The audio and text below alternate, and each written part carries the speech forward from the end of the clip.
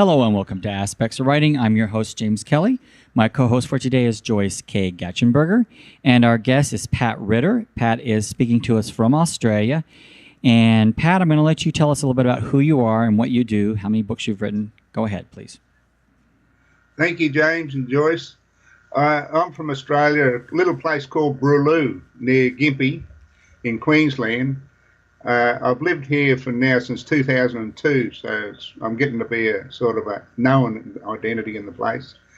The reason I moved to this location is because I live in the bush, and this gives me right latitude to write what I want. And I'm now writing book number 23. Okay. To have a look at my books, if you look on my website, www.patritter.com.au. Now, the thing is, I've been writing for 30 years, published my first book in 1988, and I write a book a year, plus a book of stories, which I write at our local writers group here at Pomona.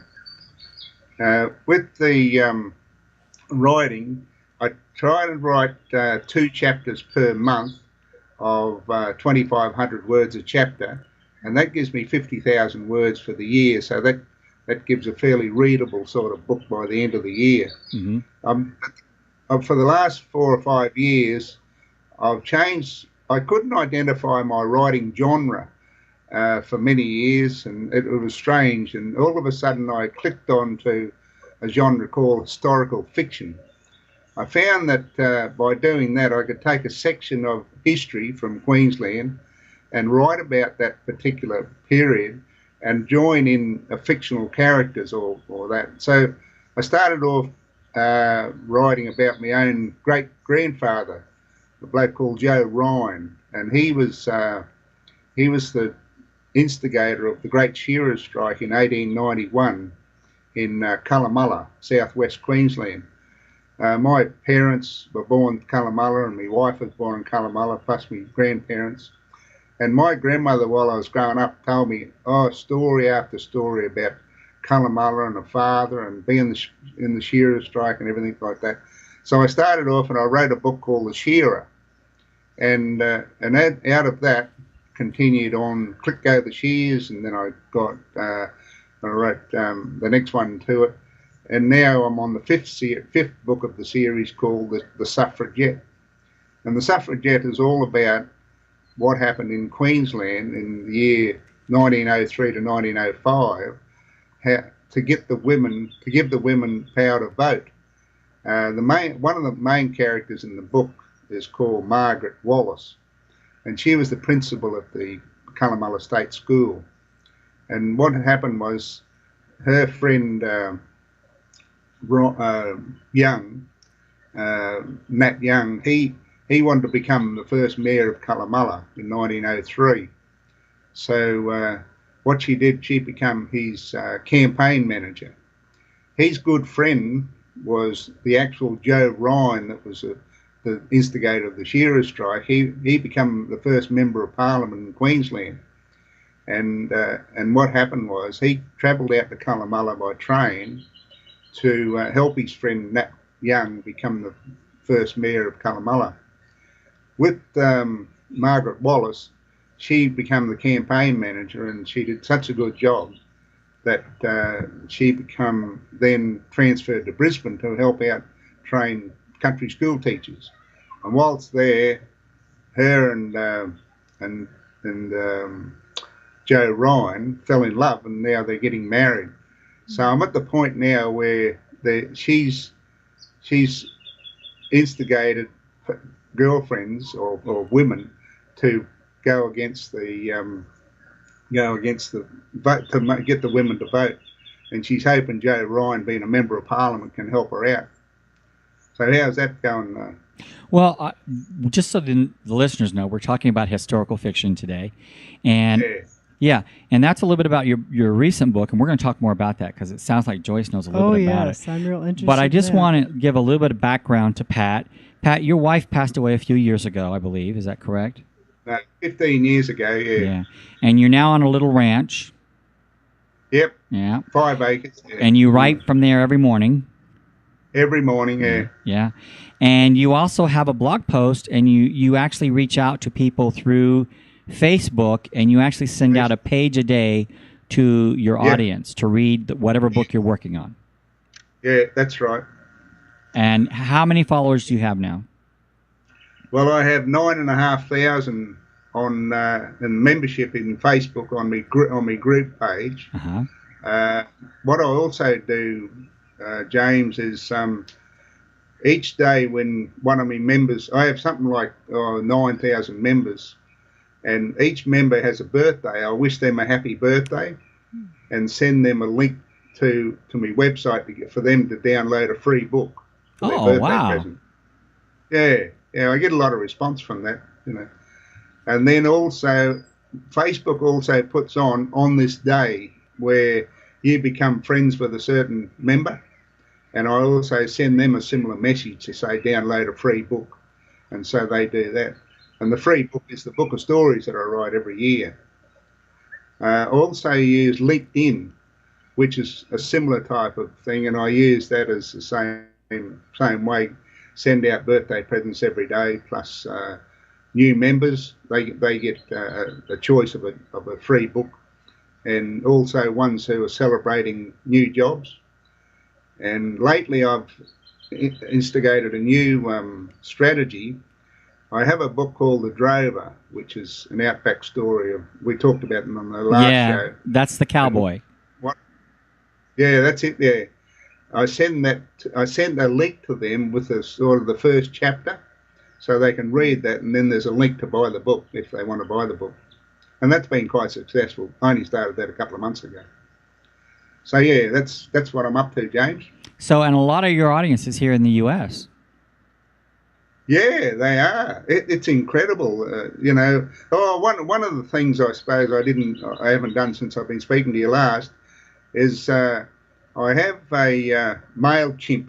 I post a weekly update news, and this is all about writing and different other things that happen, and it goes out throughout the world to 288 members, and I think it's about 80% of that goes to America. But the different places it comes up, you know, like Canada and Pakistan, and you know, it's incredible. I can't believe people all over the world are reading the material that I write. Well, and just so people know, MailChimp is an exchange for emails. That's right. Yeah. And on my website, people can register to get this newsletter every week, or update news it is, and that way it's sort of it gives the person a lot of ideas on different ways of writing. Like the last one I sent on Friday was about show and tell, and I know through show and tell I had a lot of troubles myself when I was like a few years ago, but now I use AutoCrypt to tighten up my writing a lot. Yeah, and you know, so we just had a friend of yours on. We just had Chris Lakin on. Chris. Yeah. Yeah, we've known one another for 10 years. Yeah. Yeah, and we were sharing ideas about how you can go out there and promote yourself. And, you know, we're going to get back into historical fiction in a minute, but I just wanted to share a little bit about you're sitting there in Australia in the middle of the outback, and you have a huge audience out there. Yeah, and it's incredible the number of people. Like a lady from Sydney sent me a message on Facebook the other day and said, "I've been following what you're doing, and now I'm going to put all your books on my blog." And I'm thinking, well, that's wonderful. I didn't ask her to do it; she's just going to do it, you know.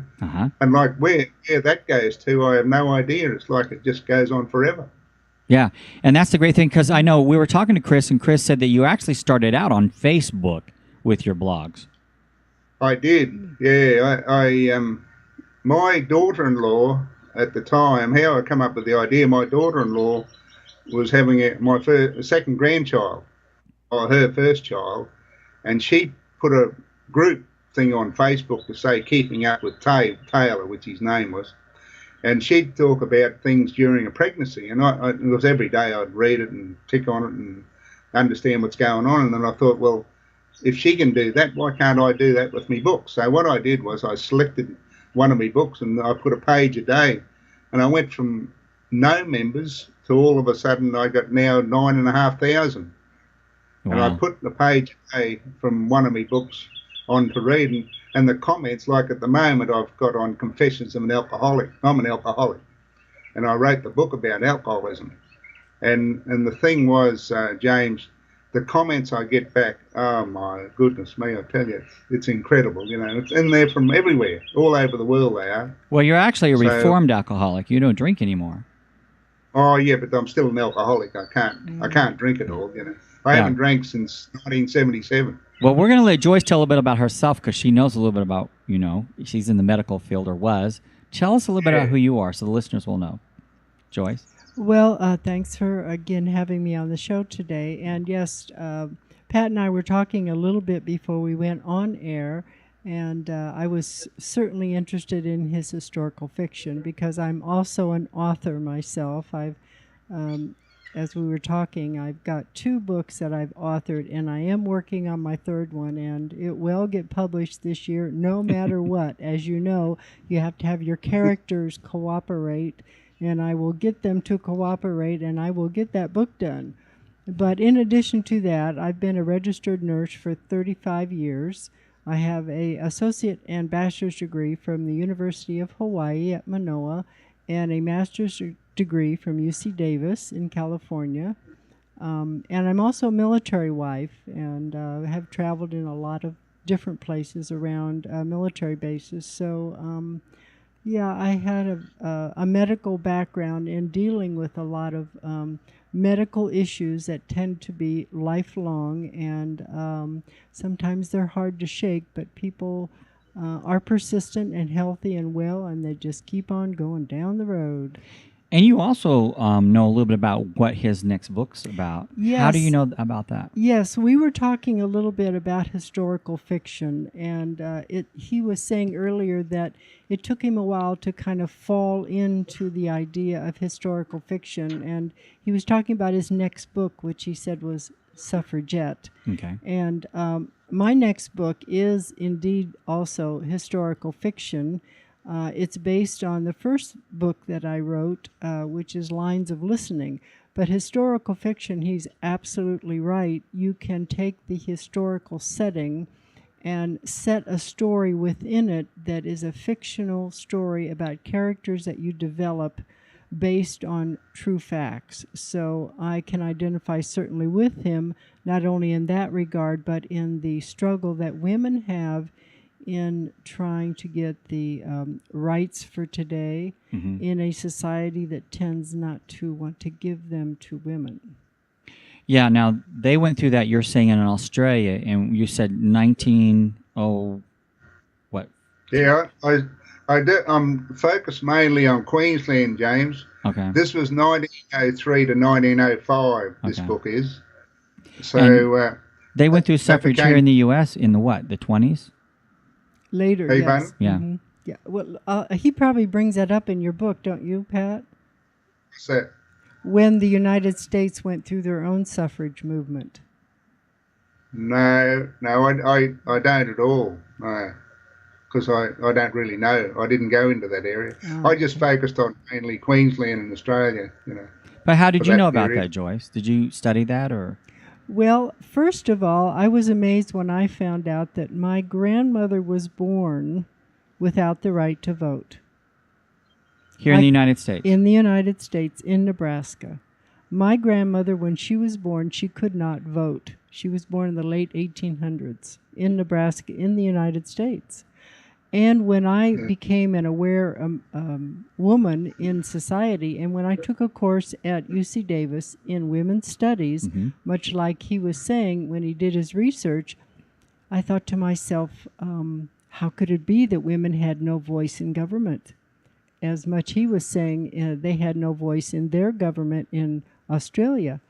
And I started doing research. And I went to my mother one day and I said, if I've got my dates right, since Grandma was born in the late 1800s, I think it was 1897 or something like that, I said then she could not vote. And my mom said that's right. Her entire life she didn't vote. Correct. When did they start where women could vote in the U.S.? I believe it was 1918, 1920. I might have my dates a little off, but I think that's correct. I do think that it was a little bit behind Australia. Okay. That's interesting. Yeah. Pat, you can give us the dates for Australia. Yeah, in Australia, we start voting. Well, of course, we didn't become a country until 1901. It was part of the Commonwealth, and of course, in 1902, or around that period, I think it was South Australia got the first vote, and then Queensland, they got their vote in about 1904. So this period I'm writing about is between 1903 and 1905. So I'm just about on the last 3 or 4 chapters of the book, and this will be the sort of climax to how they get their vote. And like I was saying before, Joyce, I had to come up with some sort of idea, because in those days they never even had telephone or anything, and all they did was meet and have cups of tea and all that sort of thing. And so I've come up with this strategy of using a bit what Facebook do, and I've started off with the women, small group of women in 10, writing notes to one another, to their friends, female friends, to encourage them to vote, go to their parliamentarian to vote. So it's like, it takes like 12 months or 15 months to get it all through, but they've got to get enough signatures on a petition to take before the government of the day to get the vote, get the law changed so they can have a right to vote. So yeah, that's where I'm up to at the moment on it. And it's sort of puzzling, because you got to go through so many scenarios before you get to the right ping with your book, and so the reader's going to be happy to think, oh right, okay, I can sort of work with that. Well, I think it's an interesting topic, because I don't think people realize that all over the world, women didn't have the right to vote in many, many countries, not just Australia or the United States. Right. And it's interesting, because that's kind of recent history, at the turn of the 19th century or 20th century. So we don't think about it being not that long ago. Mm-hmm. So that's amazing. The thing that puzzled me also, James, was, see, England, they had made a movie called The Suffragette, and I watched the movie with Meryl Streep and that. And of course, the big thing was that was in 1912, where Emma Pankhurst, she was the suffragette, really, and they went on hunger strikes, and like Joyce said before, they got bashed in prison, and all the different types of things happened. So that, to my knowledge, I don't think that happened in Australia, but I don't know. I've got to sort of go through and find out what I can put in there about that. Maybe Joyce can help you along the way. Well, we're talking about international audiences, and we're also talking about the next book, and we're talking about suffragette. And as Pat was saying earlier, when a movement starts somewhere, it goes like a tidal wave often. Yeah. Right. And you were talking earlier about women's rights, and Pat was talking about it happening in other countries. Well, England, Australia, the United States, especially in today's market, everything is interconnected. You're talking about Google, you'll talk about LinkedIn, you talk about Facebook. You could have a publishing business, or you could be an author, and you could write in a certain subject or a certain genre, and you could sell a book in another foreign country to someone you've never seen, but they're very interested in what you write. Mm-hmm. Yeah. And he's writing historical fiction. He can take a part from history, add his personal touch to it, and sell it to someone who is in a totally different continent. Who's going to be interested because they're interested in what happened in their country with the same thing, like with women's suffrage. That's right. So. That's right. Well, I've always admired how Pat found an angle for going out there and promoting his book. And I use you a lot. I always talk about you and how you went out there on Facebook or the internet and you send people a page, and like I said, a lot of people will say, well, how is he going to sell a book if if he's giving them the page for free, but people are interested in the book when you're finished. Is that correct? Well, yeah, it's not only that, James. I really like. There's nothing better than a person getting something for their birthday, and when they receive the like a message from me each birthday, and I've been doing this for a decade, you know, and because the thing is this, some of the wonderful replies I get, like I'm only giving them a free book. I'm not going to buy them the Story Bridge or anything, you know. It's just wonderful, their replies and their gratitude. That's what it is. And I find that now in India, where I'm sort of really getting over there, they're very polite people, and they really and they answer all the, and when I give them a book, you'd think I give them the Taj Mahal, you know. That's the thing, but it's good. Yeah, it's something that I just do and do it every day. I don't miss a day. I do it unless I'm away, of course. Are you? But, yeah. Are you disciplined to where you write every morning? Beg your pardon? Are you disciplined to where you will write every morning? No, I write every day, but I send out these messages every day. Okay. And that way it's and it's to different people. Like it's not the same person every day. Like they might, like I got one lady that says to me, I look forward to your message every year, and like that's incredible, you know, to receive a message back like that. And it's really good. But on your blog for your writing, though, do you do that every day? Do you send out a page a day on your writing? Yeah, yes, I do. Yeah, on a page from a book I've published. So now, what happens when you go on sabbatical? When you go on vacation? Well, I send them a message beforehand and say I'll be away for a fortnight, or I'll be away for 3 weeks. Okay. And then, but the thing is, if I haven't got that page on by 7:30 at our time, you know, I get messages to say, "Where's the page for the day?" People, yeah. And they want to know what's going to happen, and I said, "Well, you got to wait till tomorrow to read the next page." I remember you telling me that you were at the supermarket. You've been at the supermarket, and they'll say, "Did you send out that page yet? Because I haven't been home to check." Yeah, Donna did that. Yeah. Yeah. I did. She said, I got to get home to read your page for today. Yeah. And this same lady took a family around a trip around Queensland, around Queensland, and she actually went to the properties that I'd written about. Oh, wow. Like Tilbury State. She went there and she visited the place. And I said, well, don't expect to see the characters there because they don't survive. Right. They're fictional. Yeah, you tend to write a lot of historical fiction as well. Because the Drover was a historical fiction. No, yes, it was. It was about my father-in-law who was a drover, but I used different names and used the history the same, the same type of history. Yeah, but it's a good book. But I just couldn't find the right genre to write in. I tried all sorts of genres, and all of a sudden, this historical fiction has really taken off. I can keep going, you know, I can sort of create the story as I go along. So when you set out to write, you didn't have a specific way of writing? You know, you didn't have like science fiction or drama or historical fiction? No, when I was 14, my English teacher said to me, we had to write a composition, in which was, you know, the introduction, the middle and the finish, then the conclusion. And I wrote this sort of story. I didn't write compositions. Anyway, he said, Mr. Imhoff, his name was, and he said to me, you have a gift. And I thought, oh, yeah, rightio, okay. He said, you have a gift for writing in that you write the way you speak, which is unique. And I never understood what he was talking about. I never had a clue. Anyway, all I knew was it was easy for me to write how I spoke, you know. And anyway, it was 20 years later that I went to college, and I had a lecturer called Bob O'Sullivan who didn't know him, Mr. Imhoff, and didn't know.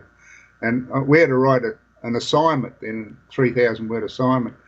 And Bob come back to me and said exactly the same thing. He said, I couldn't put down this because he said, your writing is so unique. You write the way you speak, which is, you know, and it was the words used by Mr. Imhoff 20 years before. And the big thing was, what happened, is he was the co-author of my first book, and then, but it just took. I think I had to go through all those other genres to understand my own genre, and to find how I could get it out from the soul, and how to write. But yeah, that was the thing. So it sounds like they encourage you to keep your voice. Beg your pardon? They encourage you to keep your voice as opposed to trying to emulate someone else. I think that's what it is. Yeah. Once you find your voice, that's the key to it. It's finding what you want to write about, and I love it. I love this. I love writing, and I love telling the story, and I love the research, because the research just brings out so much. Like Joyce said before, her grandmother didn't vote. Well, God, that. And they're the years that I like to delve into. Yeah. And that's it. Mm-hmm. Well, I have a question, Pat. You were saying earlier that your family had someone in it that was a shearer. Yeah, my great. Yeah, sorry. I'm assuming that you meant someone who shears sheep. Oh, that's right. Yeah, yes. Yeah. Sorry. I had seen a movie called The Sundowners. Was that about how life is? Yeah. With Mitchum. What's his? Robert Mitchum, I think it was. Yeah, Robert Mitchum. That's him. He was a Sundowner. Yeah. Mm-hmm. Yeah. And he, I saw that movie. And in those days, see what I'm talking about in 1891, they had hand shears. And they'd shear only so many sheep per day, but the conditions and the that they had to shear under, like they didn't have any sheds or anything in those days. They had to shear on a bit of canvas out in the middle of the bush, and of course the big thing was it was in the middle of the sun, middle of summer. Oh my goodness! And of course my great grandfather, Joe Ryan, he was the one that sort of said, well, we don't have to put up with this.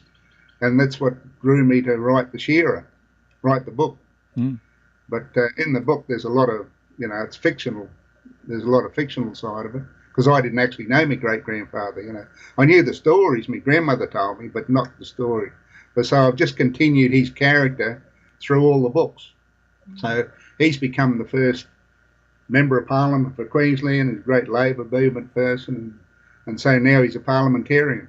Now he's fighting for the suffragettes. Mm.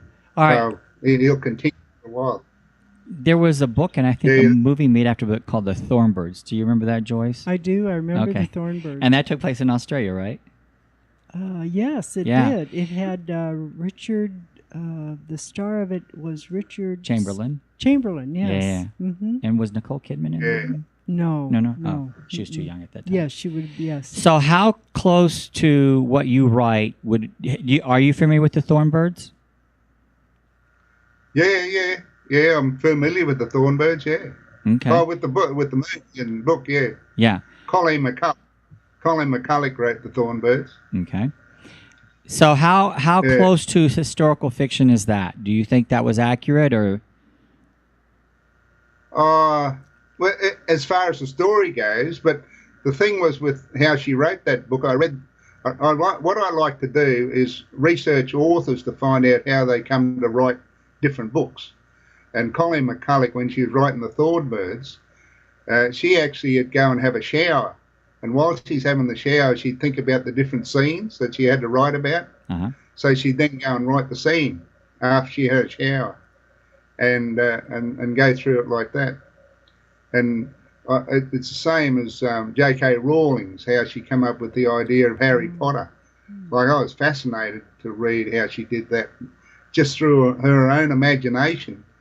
She was on the train to London, and the train stopped for 2 hours, and she looked out the paddock and saw these black and white cows. And then all of a sudden, the character Harry Potter jumped into her mind and went from there. So they're the type of things that sort of give me ideas on what I can do. And not only that, I've found over the years I've got to have a lot of self-belief in what I'm doing, and you got to sort of believe in actually doing it and then getting out and, you know, like I've had people with the book The Drover, they've contacted me and said, I'm going out to Colomulla and having a look at Harry Williams' grave. And I said, well, you won't find it. I said, it's all fictional. And that's so funny because my first book was The Emblem. And the first time it was on the shelf, I don't know if I told you this story or not, Joyce, but the first time it was ever on the shelf, you get excited as a new author. You want to go see it in the bookstore. So I went into this bookstore and I was looking for it. And back then the stores were a little different. It was a smaller store, smaller chain. And apparently they had read it and this person had put it in the true book section, but it was a fictional book. Oh. And when I was looking for it, I couldn't find it. And I said, do you carry The Emblem? And she said, yes. And I said, but I was looking for it over on the shelf, and I was pointing to the shelf where it should be. And she said, no, sir, it's over here. It's in the true section. I go, why is it over there? And she said, well, because it's a true story. I didn't want to tell her I was the author. I just let her believe it. I thought, well, as long as they can tell people where it is, that's okay. That's right. That's right. See, you had written the story so well, they believed every bit of it. It was really, I know, I was always amazed. I had more than one person told me that, too. Was this a true story? But it clearly stated in the beginning it's a fictional story. But yeah. And that's kind of what historical fiction is like. You can actually write something to where people would believe it was true. Yes, yes. Yeah. But I also find, James, that I don't like describing things too much in my books. I allow the reader to get their own vision of what's there, because there's nothing. I find it very boring if a person says they got red eyes and blue tongue and all this sort of thing. Anyway, so one of the people that commented on my page one day on Facebook, they said, I could see that Shearer there. He had a checkered shirt on, he had his sleeves rolled up and all that. And I never mentioned a thing in the book about that. But their imagination, from their knowledge, their ideas, you know, I've seen a Shearer and thinking, well, that's it. And I thought, well, this is good, because this is the type of thing I like to do, allow the reader to absorb by their own story within my story, you know. Well, let's talk about that for a minute, because Joyce, you write based on facts. Well, not facts, but on history and your family's history, a lot of it. Yes. And the newest book you're working, do you give a lot of description to your characters?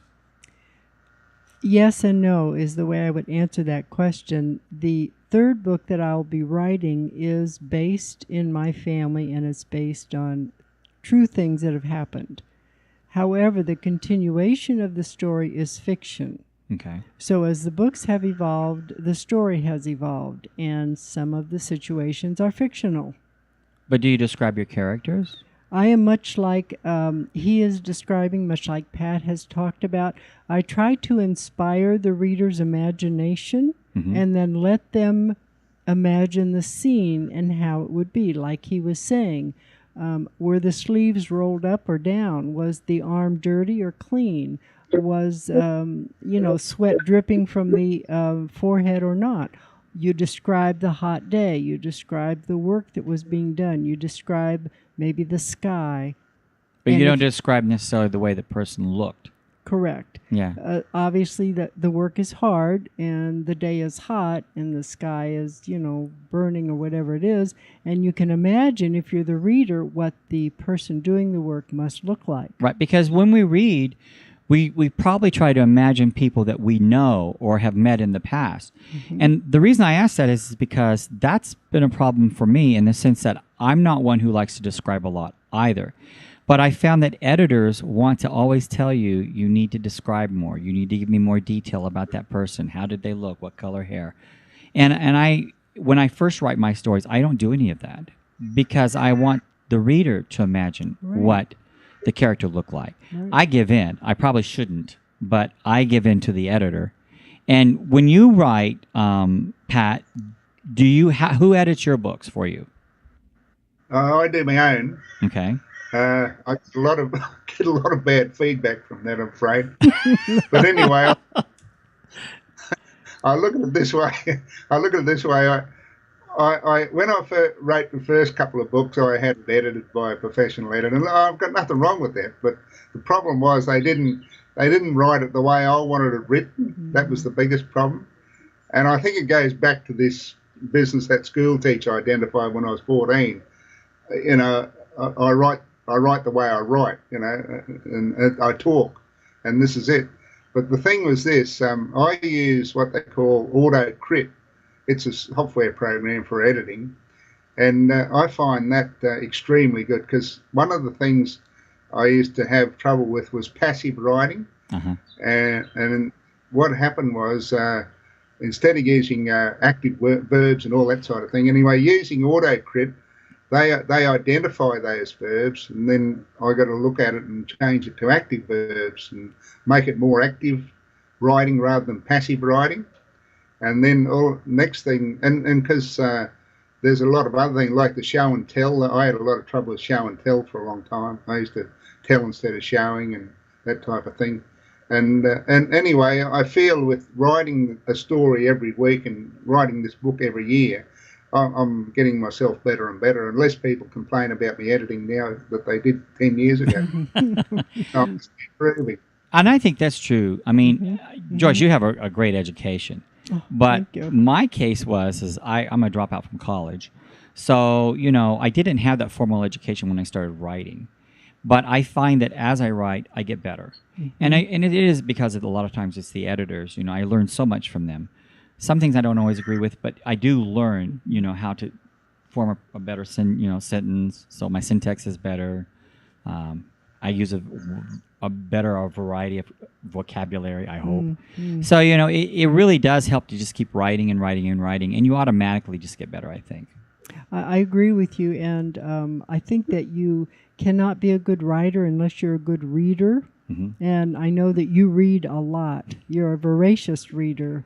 I've seen all the books that you have and the books that you're always looking at. So your vocabulary increases as everyone's does as they read more. And you have a good vocabulary of life, so that makes you a good writer. Yeah, and that's what I like, something she just said about life, too. Because it seems like all three of us are taking from our life's experiences. My books are different in that they are fiction. And, they are not based on any family member. But what I do is similar to what you do, because I do visualize people that I know or family members. Even when I'm creating a science fiction novel or a children's story, there are people in mind that I know when I'm writing that. And I think a lot of authors do that. They incorporate themselves and their surroundings into their work, no matter what it is. And I know, Pat, you do all the time.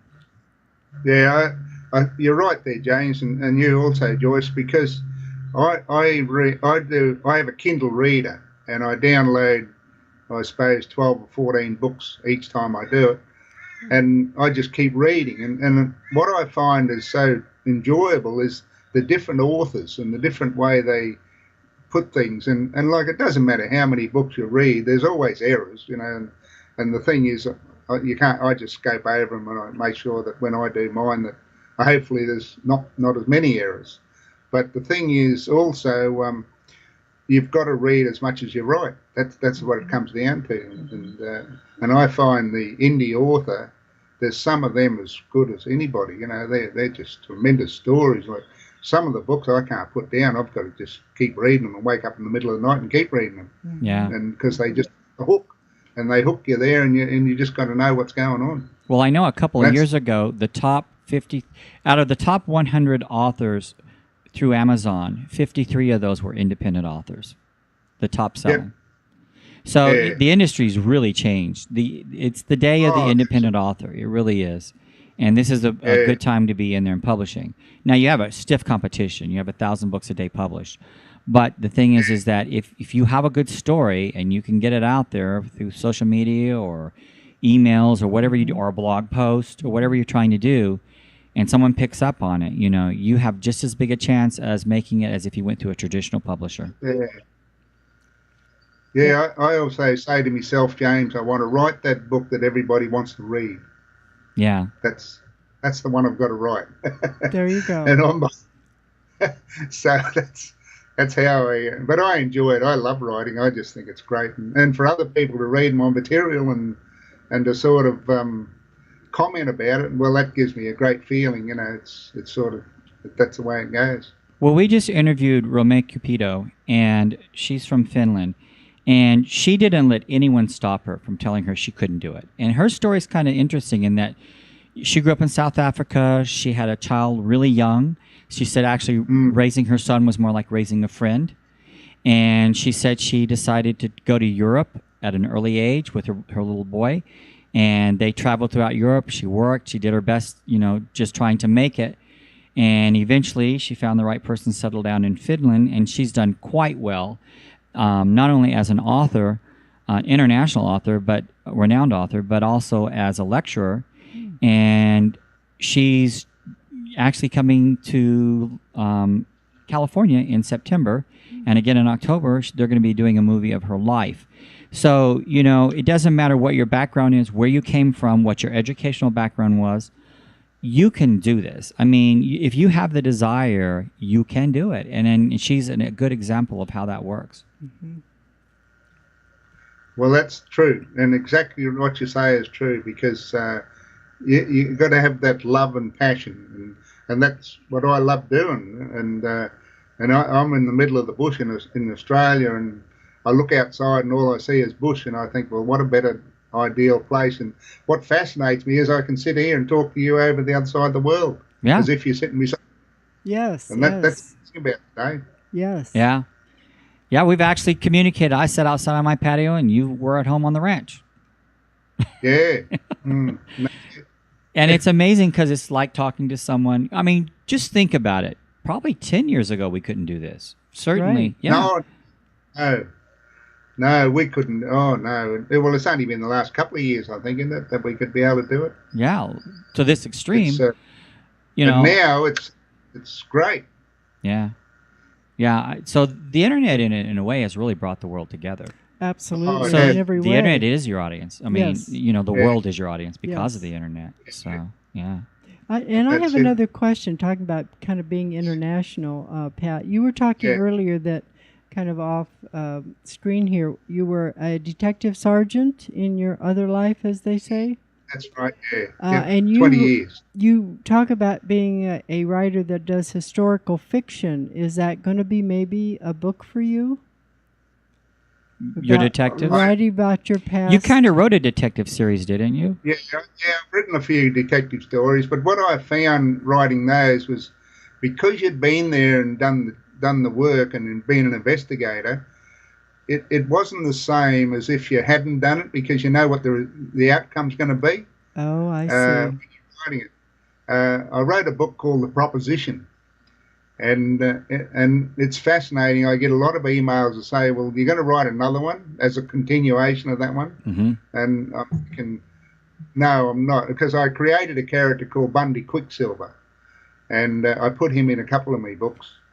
And anyway, he's had his time and that. But now I've got onto this new genre, historical fiction. I find that the series, American people love reading about our outback. They say, I love reading about your frontier, Pat.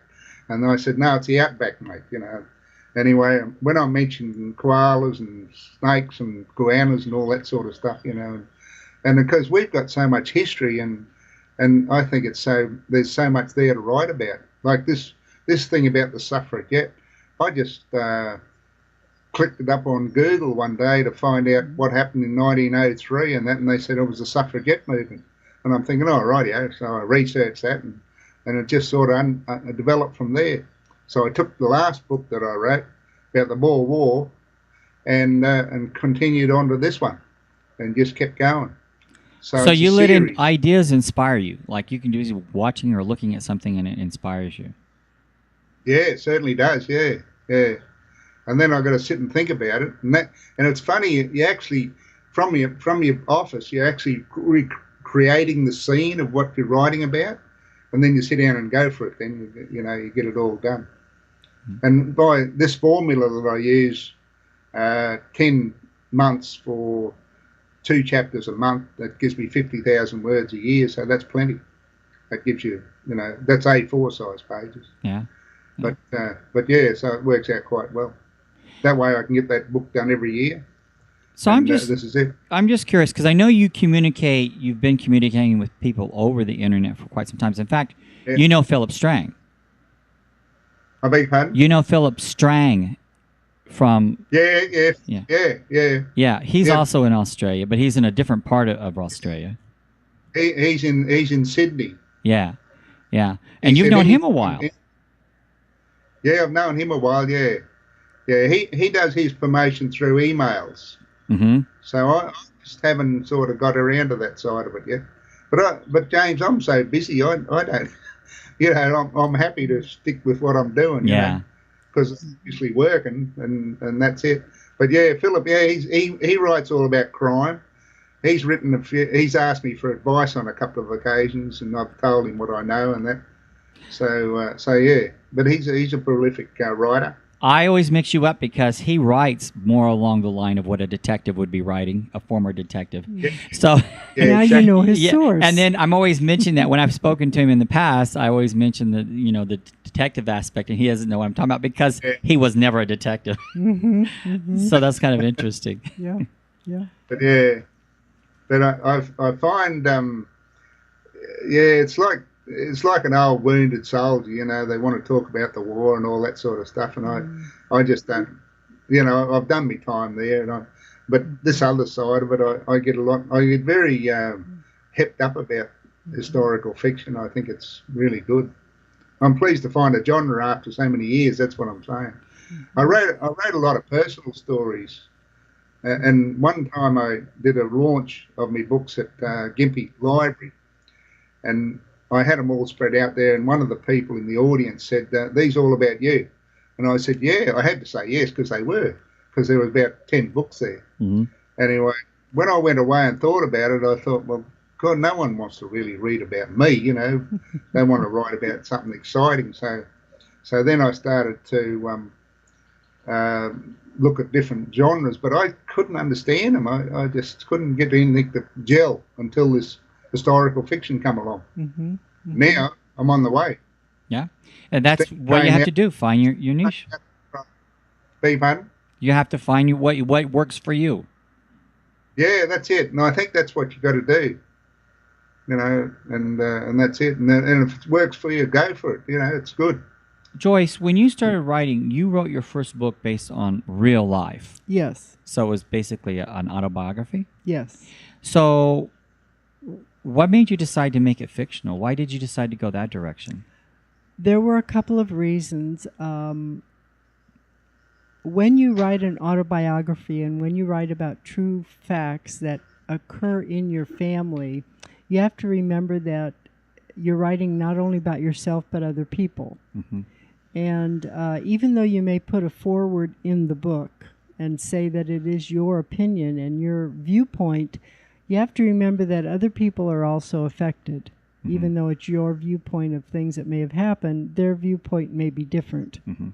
And so in that consideration, even though you let people know in advance what you're going to be writing about, it always, or may always, affect people differently. Mm-hmm. And I got a lot of feedback from the book that I published, and it was kind of unexpected feedback in a very negative way. Not only that, but when you're talking about from the family members. Yes, yeah. Yes. Not only that, but when you write a book like that, you have to go through the legal department. And by that I mean you have to make sure that what you write, you know that it's correct, but you have to make sure that it's legally correct. Okay. So that when it does hit the book stand, that things that you say are not liable.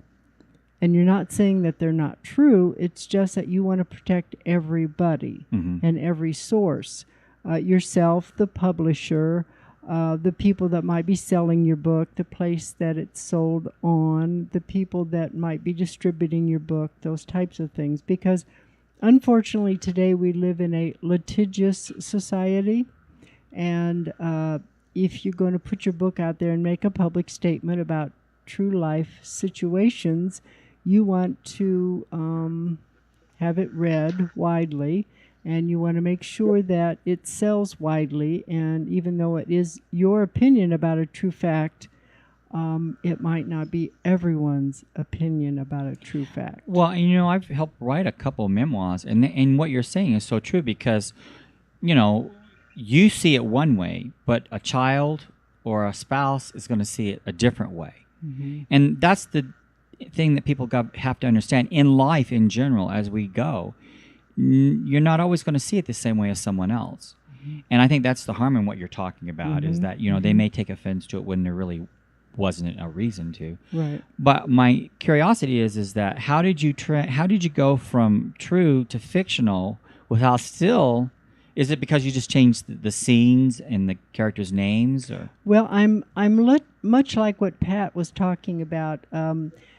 You take a core of information that is correct. I took the scenes of what actually occurred, and I took the people's personalities of things that actually happened that they did.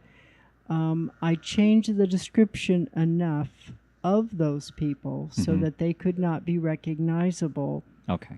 And continued the story in a different vein, because if the story had continued the way it was going, it would have had a very negative outcome, and I wanted a positive outcome. So I, as an author, as he has described, you can kind of write the story as you want it to be. You can put your own spin on it. And so since I wanted a positive outcome, I had to change it, and that was not the real life story, so I started, as he has said also, historical fiction, and made it a fiction book. Well, Pat, with your books, the ones that were about your life, couldn't you, or maybe you did you go out there and create fiction based on what was your real life?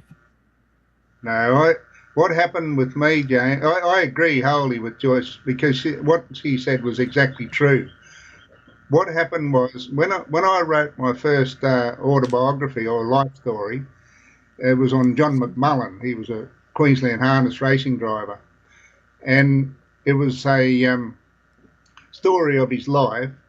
And what was so strange was we got right to the end, and what happened was I had to make an agreement with him before we started that I could use his intellectual property, and that's his property that he experienced through his life. So once he signed that and said, "Rightio, you're happy. I'm happy to let you use it." When we got to the final chapter of his book, he said to me, he said, "Look, I'm sorry." He said, I can't allow you to publish this book." I said, "Well, why not?" I said, "It's true." He said, "Yeah, but the problem is," he said, it's just going to hurt so many people, And I said, "Well, the problem is, John," I said, when I write, I said, I've got to sort of put my hand into your soul and pull out the good, the bad, and the ugly. I said, you can't just have the good all the time and the bad. We've got to have the ugly with it. Oh, he said, okay. And anyway, he thought about it, and he said, okay, all right, go ahead. He said, that's all right. And that was a fabulous story. And what had happened was he used 42 different people in the book. So I said to him, I've got to contact each of those people to get their approval so I can use their names in your book. He said, that's fine. So he gave me all the names. I contacted every one of them via letter, email, all that. And I got back 40 replies with their stories, and their stories married up with what John had told me. So it was like two books in one, and it collaborated everything it did. So it sort of come together very well. But it told his story. That was the big thing, and me as a sort of a narrator.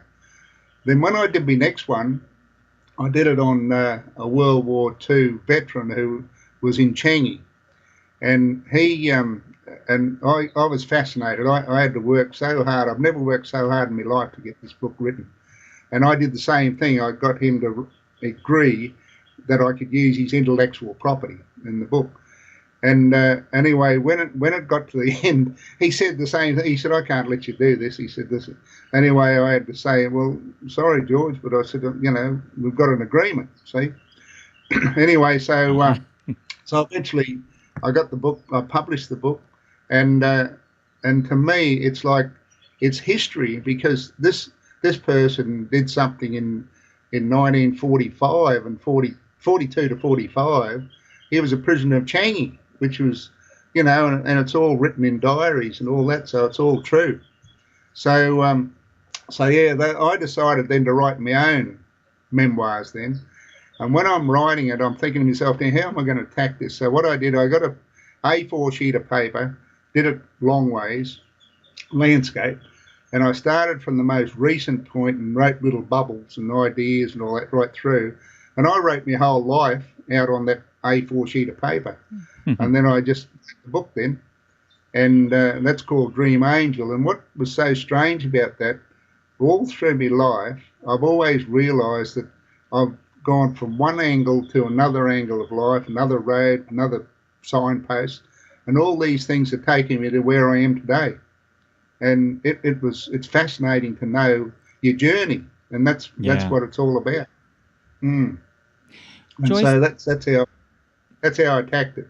Joyce, did you have to get intellectual agreements?